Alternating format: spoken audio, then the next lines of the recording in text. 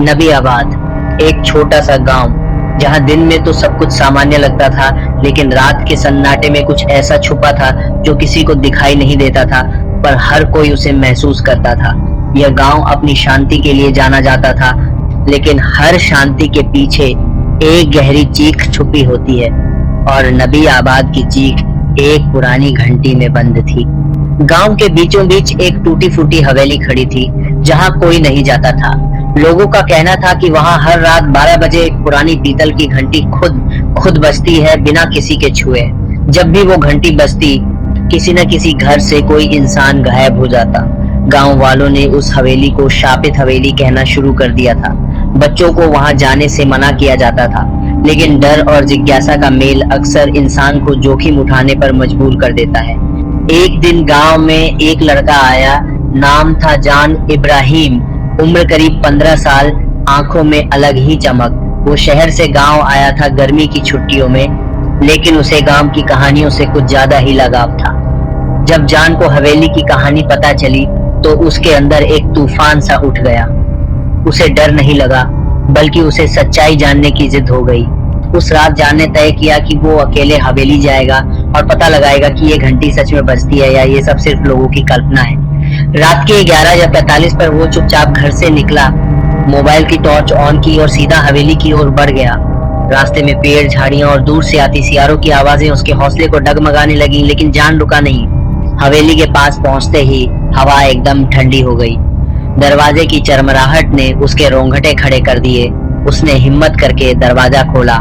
अंदर घुप अंधेरा था, दीवारों पर जाले लटक रहे थे और हर कोना जैसे किसी की आंखों से देख रहा हो। लेकिन जान की नजर सीधे ऊपर लटकी उस पुरानी घंटी पर थी।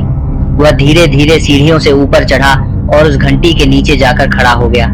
घड़ी में ठीक 12 बजे और तभी घंटी खुद जोर से बजी। एक भयानक ध्वनि गूंजी, जैसे आत्माएं चिल्ला रही हों। जान की सांसें थम गई। कमरे में अचानक एक ठंडी लहर दौड़ी और जान के सामने एक परछाई उभरी। एक औरत की परछाई, जिसके बाल बिखरे हुए थे, आंखें लाल और चेहरा धुंधला, और वो धीरे धीरे जान की तरफ बढ़ने लगी।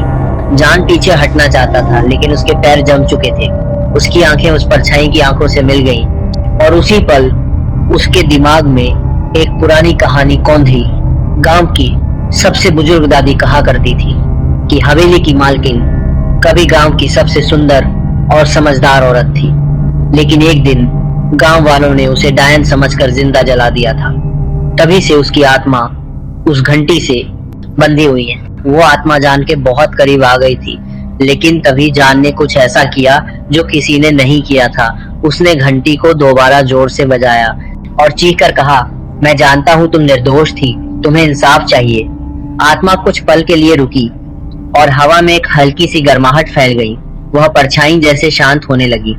उस रात के बाद से हवेली की घंटी कभी नहीं बजी। गांव वालों ने महसूस किया कि डर का वो साया जो सालों से मंडरा रहा था, अब हल्का हो गया है। जान इब्राहिम गांव का हीरो बन गया, लेकिन उसने कभी उस रात के बारे में खुलकर कुछ नहीं कहा। कुछ कहते हैं आत्मा को शांति मिल गई, कुछ कहते हैं जान ने उसे आजाद किया, लेकिन कुछ लोगों का मानना है घंटी अभी भी वहां लटकी है, और अगर कोई दोबारा उसे छेड़ेगा तो शायद सब कुछ फिर शुरू हो जाएगा। इसलिए अगर आप कभी नबी आबाद जाएं और रात के 12 बजे कहीं से घंटी की आवाज सुनाई दे, तो पीछे मुड़कर मत देखिएगा।